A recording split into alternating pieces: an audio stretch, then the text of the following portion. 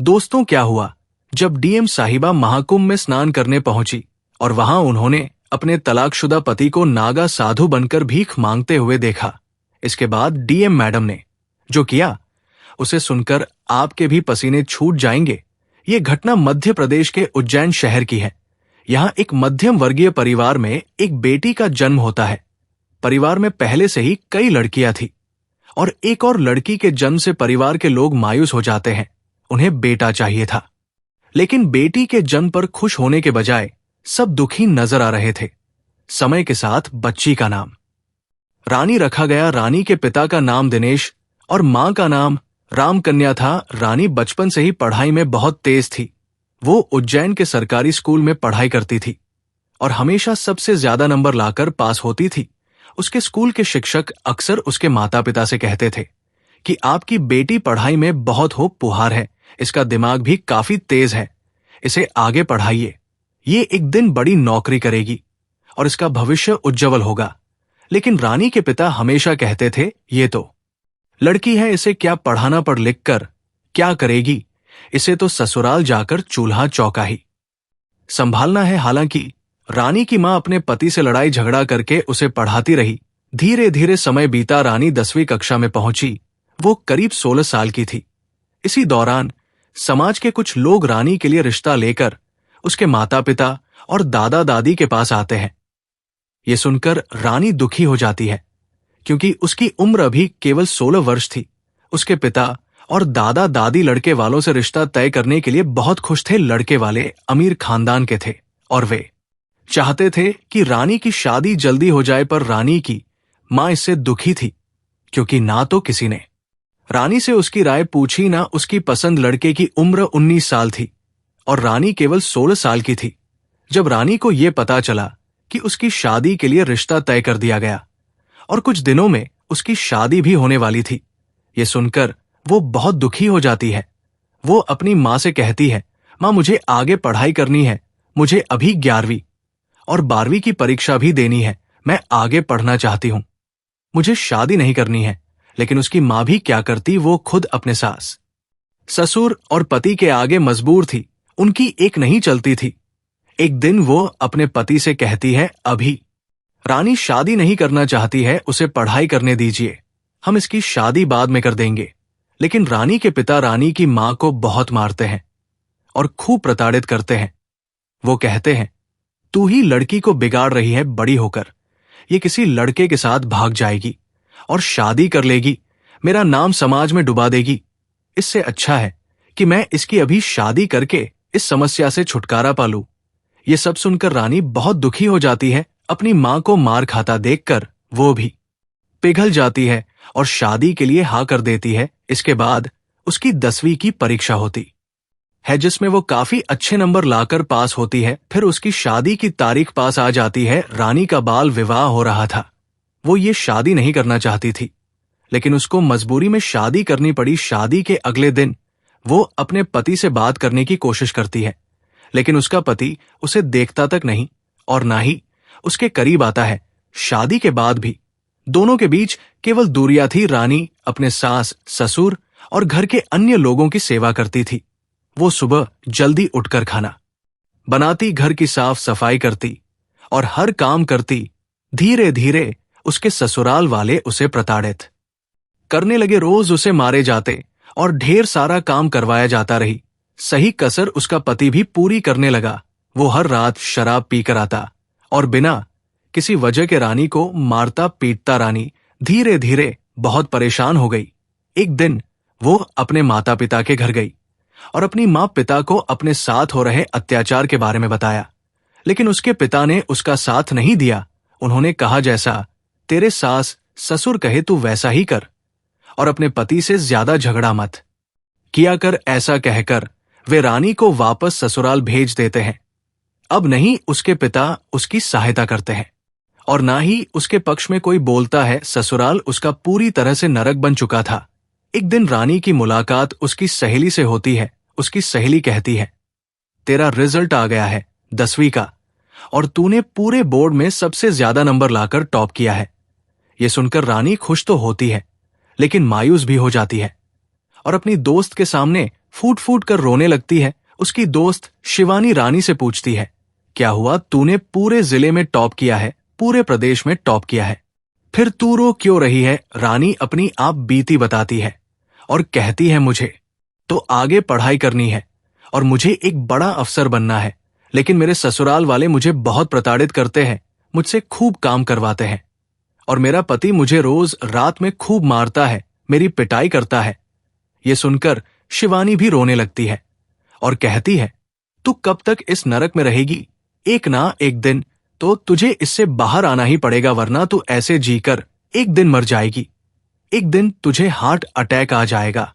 इससे अच्छा है कि तू आगे की पढ़ाई जारी रख, 11वीं की परीक्षा दे और 12वीं भी कर, आगे जाकर एक बड़ा अफसर बन।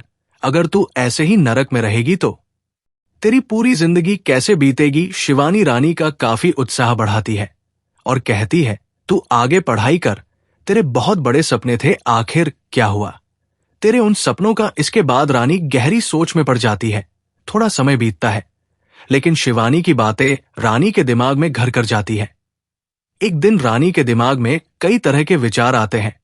वह अपने ससुराल को छोड़कर भागने का ठान लेती है। इसके बाद एक रात वो अपने कुछ गहने जो उसके माता पिता ने उसे दिए थे लेकर ससुराल से निकल पड़ती है और बस पकड़कर दिल्ली चली जाती है। दिल्ली में उसकी एक सहेली रहा करती थी। वो दिल्ली में रहकर अपनी आगे की पढ़ाई पूरी करने लगती है। वो दिल्ली के एक सरकारी स्कूल में दाखिला लेती है, जहां वो 11वीं की परीक्षा देती है और उसे 12वीं में भी दाखिला मिल जाता है। 12वीं में वो छात्रवृत्ति के आधार पर अपना दाखिला करवा लेती है और अपनी 2 दोस्त के घर पर ही रहने लगती है। उसके पास कुछ पैसे थे और कुछ गहने भी जो उसके काम आ रहे थे। इससे उसका रोजगार चलता था। धीरे धीरे समय आगे बढ़ रहा था। उसके माता पिता और उसके ससुराल वाले रानी को ढूंढ ढूंढ कर हार मान चुके थे। उधर रानी अब अपनी आगे की पढ़ाई जारी रख रही थी। धीरे धीरे समय बीतता है और वो 12वीं कक्षा में भी काफी अच्छे नंबर लाकर पास हो जाती है। इसके बाद उसके अच्छे परिणाम के बल पर उसे एक अच्छे कॉलेज में एडमिशन भी मिल जाता है। रानी बीए की परीक्षा में भी काफी अच्छे नंबर लाकर पास होती है और अपना नाम रोशन करती है। अब उसका लक्ष्य एक बड़े अफसर बनने का था। एक दिन उसके कॉलेज में दिल्ली की कलेक्टर मैडम आती है। कलेक्टर मैडम कॉलेज में भाषण देती है, जिसमें वह अपने जीवन का संघर्ष सभी बच्चों को सुनाती है।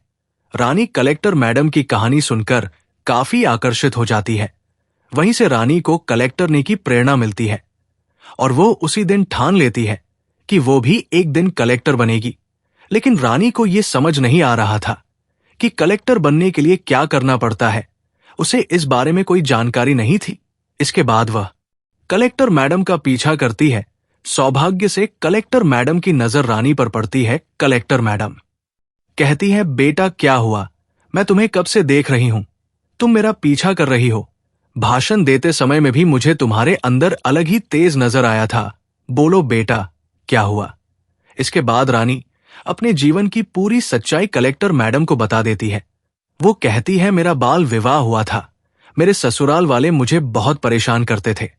मेरा पति भी मुझे बहुत प्रताड़ित करता था।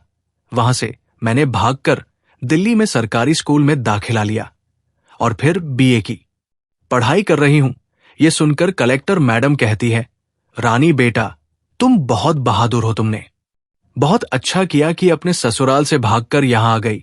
अब तुम्हारे पास तुम्हारा उज्जवल भविष्य है। अगर तुम चाहो तो अपने भविष्य को बहुत सुनहरा बना सकती हो। रानी कहती है, मैडम मुझे आगे जाकर अब क्या करना चाहिए? मैं भी आपके जैसी बड़ी अफसर बनना चाहती हूं। तब कलेक्टर मैडम बताती है, अगर तुम्हें मेरे जैसा बड़ा अफसर बनना है तो तुम्हें आईएएस की परीक्षा दे होगी।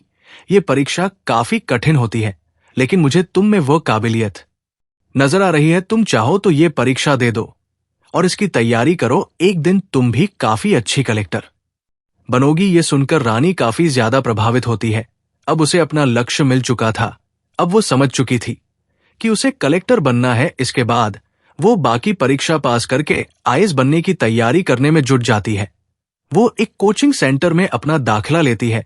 उसके पास कुछ गहने पड़े हुए थे, जिन्हें बेचकर वो अपना दाखिला करवाती है और आगे की पढ़ाई जारी रखती है। इसके बाद उसकी मुलाकात एक गांव के लड़के से होती है जो आईएएस की तैयारी कर रहा होता है। उसका नाम राजू था। रानी और राजू दोनों के बीच धीरे धीरे दोस्ती हो जाती है। राजू भी पढ़ाई में काफी तेज था और उसकी जिंदगी की कहानी भी काफी गंभीर थी।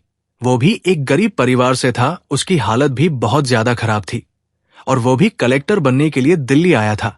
अपने पूरे घर बार को छोड़कर धीरे धीरे दोनों के बीच नजदीकियां बढ़ने लगती है। दोनों एक दूसरे का उत्साह बढ़ाते हैं, एक दूसरे को पढ़ाई में मदद करते हैं और साथ में आईएएस की परीक्षा की तैयारी कर रहे होते हैं। एक के बाद एक वे आईएएस की परीक्षा देते जाते हैं, जिसमें पहली परीक्षा में दोनों काफी अच्छे नंबर लाकर पास होते हैं। दोनों के अंदर काफी ज्यादा उत्साह था। दोनों काफी मन लगाकर साथ में पढ़ाई कर रहे थे। लेकिन जहां एक लड़का और एक लड़की होते हैं, वहां पर दोस्ती तक रिश्ता नहीं रुकता। ये रिश्ता एक समय पर आकर आगे बढ़ ही जाता है। दोनों के बीच और नजदीकियां बढ़ती हैं। तब राजू रानी को प्रपोज कर देता है और कहता है, रानी, मैं तुमसे बहुत प्यार करता हूं। लेकिन रानी भी मन ही मन राजू से प्यार तो करती थी, पर वो चाहकर भी राजू को हाँ नहीं बोल पा रही थी, क्योंकि उसका लक्ष्य अभी कुछ और था और उसका पति अभी भी जिंदा था। रानी राजू से कहती है, मेरा बाल विवाह हो चुका है और मैं एक शादीशुदा हूं। भले ही मैं अपने पति के साथ कभी भी नजदीक नहीं हुई हूं, लेकिन मैं तुमसे कुछ भी झूठ नहीं बोलना चाहती। मैं तुम्हें सारी सच्चाई बताना चाहती हूं। मैं तुम्हें बहुत पसंद करती हूं, लेकिन मेरा बाल विवाह हुआ है और मैं अपने पति को छोड़कर यहां पर आई हूं। तो राजू कहता है, मुझे तुम्हारे पास से कोई लेना देना नहीं है। मुझे तुम बहुत पसंद हो और मैं तुम्हारे साथ पूरी जिंदगी बिताना चाहता हूं। हम दोनों साथ में मिलकर कलेक्टर की आगे की परीक्षा देंगे और साथ में कलेक्टर बनेंगे। इसके बाद रानी भी राजू को हाँ कर देती है और दोनों एक दूसरे के और ज्यादा नजदीक आ जाते हैं। लेकिन कहते हैं ना कि जहां नजदीकियां बढ़ जाती है वहां लक्ष्य छूट जाते हैं। और हुआ भी यही। राजू का धीरे धीरे पढ़ाई से मन हट रहा था, लेकिन रानी का अपने लक्ष्य पर ध्यान केंद्रित था। वो अपनी परीक्षा की तैयारी पूरी जोरों शोरों से कर रही थी। उधर राजू के मन में केवल रानी के ही ख्याल थे। अब अगली परीक्षा का समय आ चुका था। रानी ने अपना पेपर खूब अच्छे से दिया और राजू ने भी अपना पेपर काफी मेहनत से दिया, लेकिन परिणाम उम्मीद से बिल्कुल उलट निकले। रानी अपनी परीक्षा में अच्छे नंबर से पास हो गई, लेकिन राजू अपनी परीक्षा में पास तो हुआ, पर बहुत कम नंबर लाकर, अगर 2 नंबर भी कम आते तो वो फेल हो जाता। ये देखकर राजू काफी ज्यादा दुखी हुआ। रानी ने भी राजू से कहा, हम कुछ समय के लिए अब दूर रहेंगे। अगर हम दोनों ऐसे ही साथ रहेंगे तो इसका असर हमारी पढ़ाई पर पड़ेगा। अब आखिरी पड़ाव आ चुका है और अगर इसमें हम दोनों पास नहीं हुए या फिर तुम फेल हो गए तो तुम्हारा पूरा करियर खराब हो जाएगा। इसीलिए अभी केवल और केवल पढ़ाई पर ध्यान देना है। इसके बाद दोनों फैसला करते हैं कि वे जब तक कलेक्टर नहीं बन जाएंगे तब तक एक दूसरे से मुलाकात नहीं करेंगे। अब दोनों एक दूसरे से अलग हो चुके थे और अलग रहकर पढ़ाई कर रहे थे। दोनों ने कसम खा ली थी कि जब तक दोनों कलेक्टर नहीं बन जाएंगे एक दूसरे का मुंह नहीं देखेंगे। इसके बाद आगे की परीक्षा की तैयारी शुरू होती है और परीक्षा की तारीख आ जाती है। ये आखिरी परीक्षा थी। अगर इस परीक्षा में दोनों पास हो जाते तो उन्हें इंटरव्यू देना होगा और उस इंटरव्यू में पास होने के बाद ही वे कलेक्टर बन सकते थे।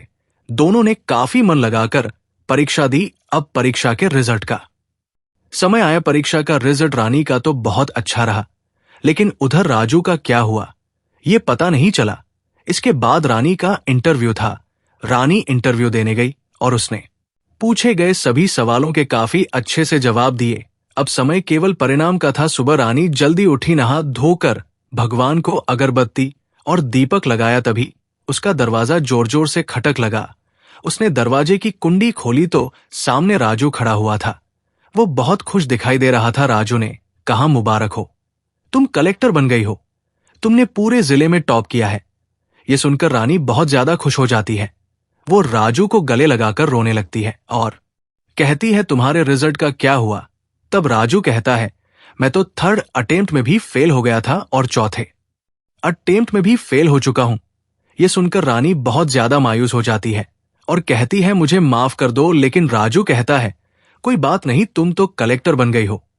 मैं उसी में खुश हूं। दोनों एक दूसरे के गले लगते हैं। इसके बाद रानी राजू से कहती है मैं डीएम के पद पर नियुक्त होने से पहले तुमसे शादी करना चाहती हूं, लेकिन उससे पहले मुझे कानूनी तौर पर अपने पति से तलाक लेना पड़ेगा। वो अपने पति को तलाक का नोटिस भी जारी करती है, लेकिन उधर से कोई जवाब नहीं आता। धीरे धीरे समय आगे बढ़ता है। राजू और रानी दोनों लिव इन में रहने लगते हैं। वे अभी शादी नहीं कर पा रहे थे क्योंकि रानी का अपने पहले पति से तलाक नहीं हो रहा था। इसी बीच रानी की पहली पोस्टिंग उत्तर प्रदेश के लखनऊ शहर में होती है, जहां उसे अपना कार्यभार संभालना था।